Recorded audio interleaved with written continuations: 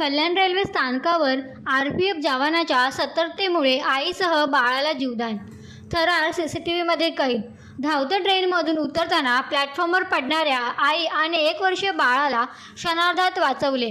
कल्याण railway स्थानकावर RPF जवानाच्या प्रसंगावधानामुळे मोठा अपघात टळला.